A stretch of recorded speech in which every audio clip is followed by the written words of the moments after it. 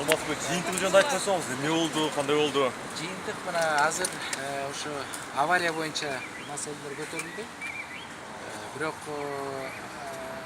эч кандай эме жок, себеби менден мурунку өкмөт бул маселелер менен алек болчу. Мен күзүндө келгемде.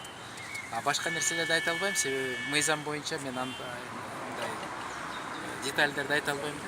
Ачептеги документ боюнча болбойдуңуз Корректный билесиз. болду дедиңиз эле. Азыркысын кандай сүрөттөйт элеңиз? Корректный болду, вопрос корректный болду. Акыркы суроом болсун, кечиресиз. Сиз айтып калганыңызбы? Бул иштердин баары кайда баратканын мен түшүнүп турам деп. Эгер ошону мындай сыр болбосо чечмелеп бербейсизби? Кайда баратышы мүмкүн? Эми мен айтпадым го.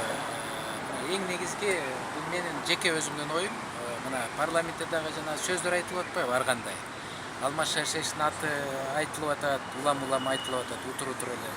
Бул түшүнүктүү да, баарыбыз эле түшүнүп турабыз. Эми көрөлү, тергөө жүрүп атат. Мен эми азыр тергөө иштерин көп нерселерди айта албайм да.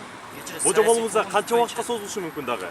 Мен билбейм аны. Бул тергөөчүлөр өздөрү билет да. Вашей свободе ничего не угрожает? Нет, ничего не угрожает. Нет оснований никаких.